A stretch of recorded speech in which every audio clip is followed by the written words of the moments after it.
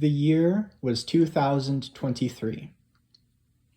The cursed Conlang Circus 2 was underway and halfway done. The deadline drawing ever nearer, I rushed to finish my project.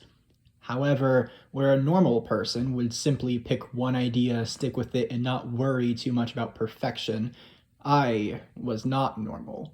I wanted, nay, I needed this project to be absolutely perfect. Nothing was good enough. I couldn't think of something bad enough, and the final day never stopped coming. I began to panic. I had so many ideas, yet none of them were developed in any way. However, when all seemed lost, I created one that was horrible in every way. I rushed to complete the video and to submit it, but to my horror, I was too late. September 15th had passed nearly a month ago. I was so wrapped up in my need for perfection that I missed the date and didn't even realize it.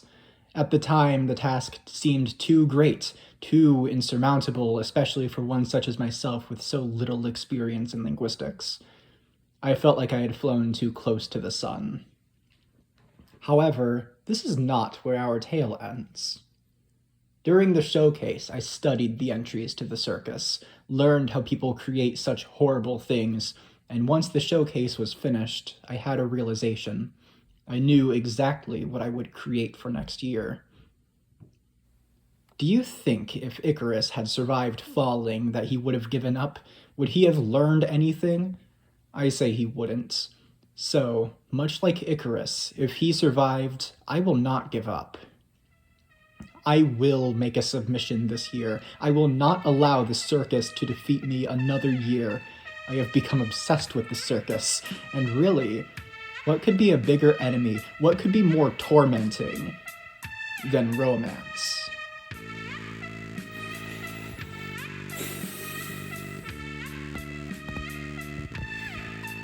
It's showtime!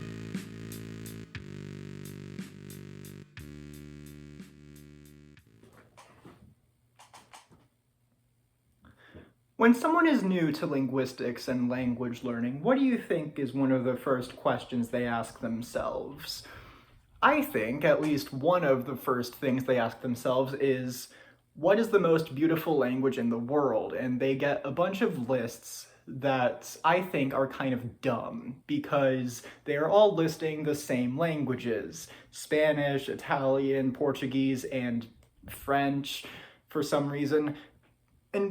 But there has to be a reason for why those are the commonly listed languages, right? I mean, it can't just be because they're European languages. It can't be. So, what do all of those languages have in common? Well, they all have a trilled or a tapped consonant in common, and we're just gonna ignore French for a little bit. And even the non-European languages that occasionally are on those lists, such as Japanese, still have a tapped or a trilled sound. So, logically, one can assume that in order to make the most beautiful language possible, we must include as many trills as possible. So, judges and the voters of our fine democracy, allow me to introduce you to or, in English, hyperromantic.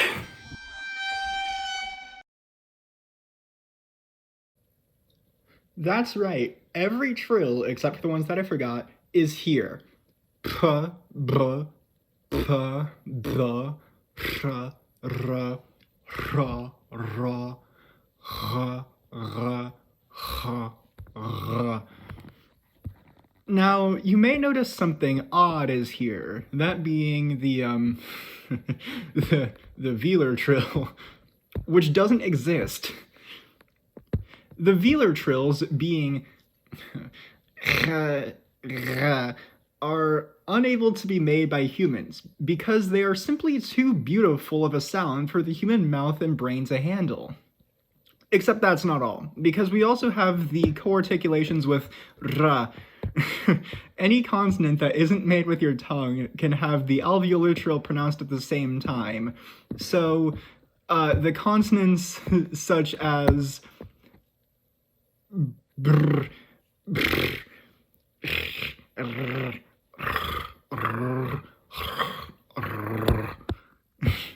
it's great. But we're still not done with the consonants. Remember how French is one of the most beautiful languages in the world? Well, it had to be listed for some reason, so obviously the consonants must also have nasal variation, and I'm not gonna say them all again. A nasalized velar trill scares me too much for right now. Now, vowels aren't trilled, if you're a loser at least, but as I am not a loser, I figured out how to trill vowels. You see, using the same co-articulation thing, we can pronounce the uvular trill at the same time as vowels, thus giving them the effect of being trilled. However, remember when I said that all trills that don't use your tongue can also have the alveolar trill at the same time? That's right, vowels have a uvular and uvular-alveolar distinction and can never be pronounced without these trills. The vowels are r, r, r, r, o, r, ah, r. But of course, that's not all. Going back to French, we can add nasalization, of course, but there is another language which evolved from French, a much more beautiful and sophisticated language. That's right, the language of Orange. Since this is obviously the most beautiful language that currently exists, we have to take something from it, so let's add the nasal vowels, which look very, unfortunate. And of course, I forgot to mention the romanization of the nasalized stuff. It's just written with the number 2 because the number 2 kinda looks like a nose. But yes, this does mean that the language has what can best be described as nasal trills. And no, I did not just include this part because I wanted to show off that I can say the name of Ultra French perfectly. You may have noticed that I didn't talk about phonotactics. We'll get to why in a minute, but first, let me distract you with constructing root words. It's pretty easy to construct root words in Hyperromantic. Every root word is only 2 phonemes, and every combination of phonemes is used. Crucially, the root words only mean one thing. Sort of. As the speakers of Hyperromantic prioritize romance in their lives, this is reflected in their language. The Hyperromantic language is created to be grammatically romantic. That is to say, of course, describing a concept is only possible by combining 2 words together. There is no such thing as a person, there is simply a person with person, or person with apple, etc. The concept of an individual person would not exist. The way you combine words together, though, is by putting 2 root words together. But how do root words go together? Well, you see, when a word and a word love each other very much, they make this chart. You may recognize this if you live in the US and were taught math in elementary school. For people that need a refresher or don't live in the US, this table is supposed to make math easy by writing the numbers on the sides of the table, then adding them together. In practice, it just makes it take longer and be more complicated, and is probably at least part of why I'm bad at math. So, I decided to take it and use it as a substitute for a pedigree chart. In order to make new words, we must take 2 root words and combine them together. Whichever phoneme is stronger is the one that gets inherited to the new word. This new word means both of these roots together, but roots don't have meaning by themselves, so the meaning seems arbitrary by English standards. It isn't really arbitrary though, but we'll get into that in a second. Which phonemes are stronger though? Well, luckily for you, I made this chart with the phonemes all listed in order of the farther up and left you go, the stronger the phoneme is. Feast your eyes.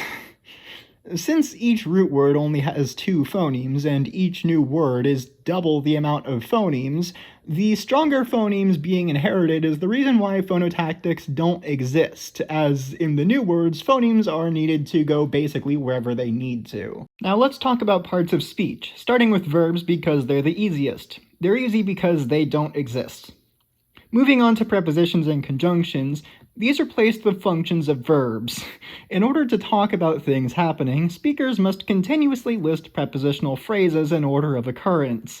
That's how actions are described. So you must think, well then there must be a ton of prepositions then, and you're wrong. There is exactly one. This guy. Now on to pronouns. Pronouns are interesting. Let's go over the cases real quick. There's not any cases per se, however, there is a lot of difference between singular, dual, plural, inclusive, and exclusive. The default first-person pronouns, for example, is the singular exclusive because it would be rude and unromantic to do something without a partner, so you can't include yourself as a default. And the default for second and third person is inclusive because it is romantic to include other people. There's also no differentiation between gender because obviously love knows no genders, so there's no need to tell the difference. I've stalled long enough now. I think it's time for nouns. I think I need as good of vision as I can get. So I think I need another layer of glasses. Is that looks good. That looks great, doesn't it? I can see perfectly now. So nouns cannot occur in isolation, which is already kind of bad, but it's so much worse. I haven't brought up word order yet because this language doesn't have word order. Normally, you'd have a subject, an object, and a verb, but we've already established that verbs aren't real.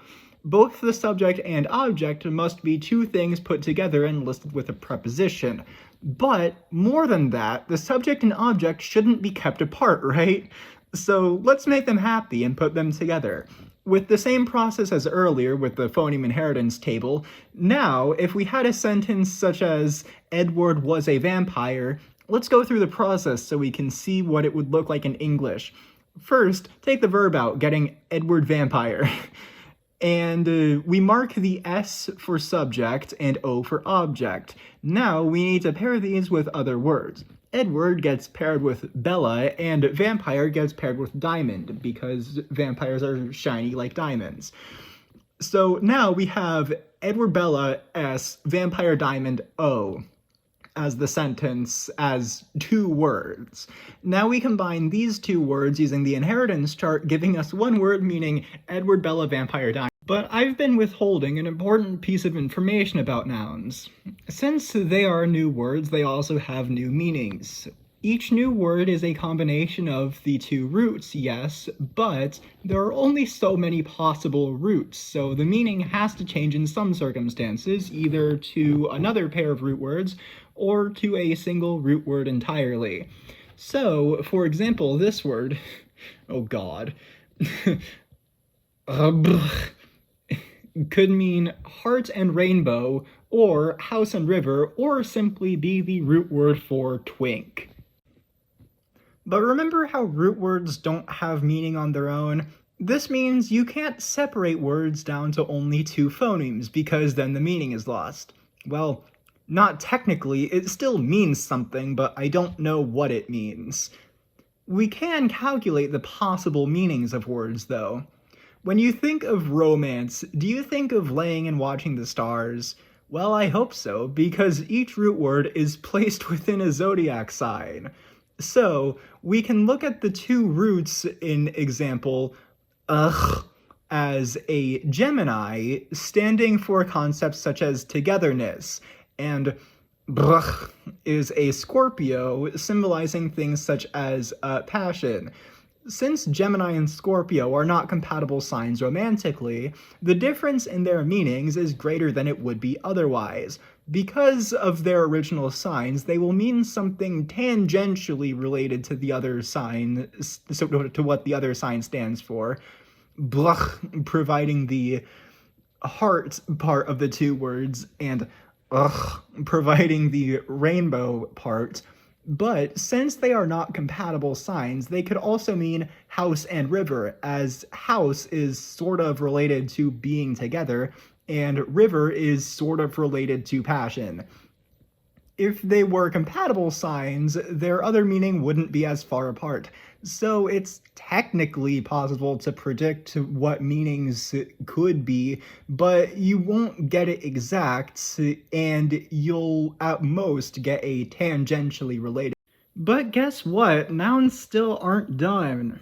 Because the meaning being completely lost the more you add or subtract from the combination, combining objects and subjects together, and getting meaning from zodiac sign compatibility isn't enough. We still have more to do.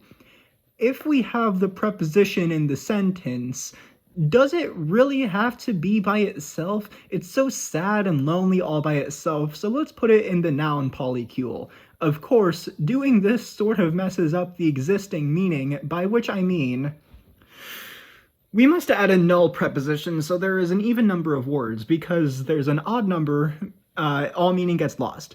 By adding a null number cancels out one of the sets, so in order to get it back, we must now list all of the words twice. Doing this will overpower the null preposition, and the word goes back to having some sort of meaning. But now that the preposition got eaten up by the nouns, there is no more sentence breaks keeping words apart. So, if you've been following, you know what's about to happen. All of the noun collections become one thing, and if you change even one tiny thing about it, the entire sentence loses its meaning.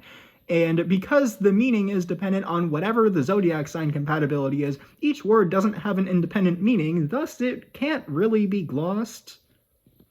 So to summarize, we have a language with entirely trilled phonemes, including nasal trills. Verbs do not exist, making sentences just be long lists of prepositional phrases.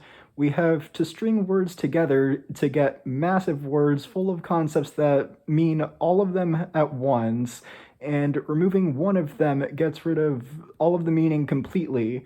The meaning of nouns is determined by their zodiac sign compatibility, making it not really glossable to my knowledge. When talking about yourself, you must exclude yourself from actions, and we have a huge list of all of the phonemes ordered by how strong and weak they are. Now, it's time for some suffering. The following is an excerpt from the official translation of Twilight in Hyperromantic. Please sit back and enjoy the melodic sound of this language. Let's do this. Oh God.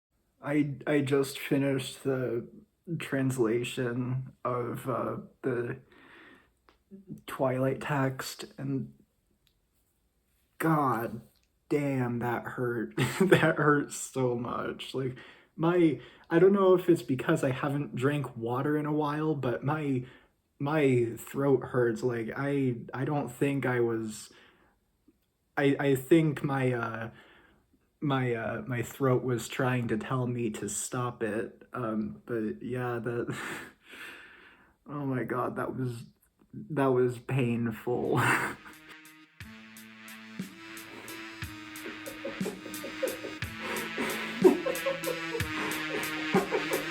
I did it. I did it. It's over. I just need to submit. I finally done it. I finally done it. I just need to make the submission, and then the curse will finally be. Hey, sorry about that. I recorded that about a week ago, and I did embellish the madness a fair bit for the dramatics and the theatrics, but that right there, yeah, that was real. So congratulations, you made it to the end of the video. You're very brave. I'm very proud of you for making it this far. And I just wanted to make this bit to say that I'm not actually insane. I was a little bit, but I'm really not. I'm fine. I was just embellishing it because it's funny. So, with that being said, happy voting. Thank you so much. Yeah, I should go before I ramble for way too long. Have a nice time judging.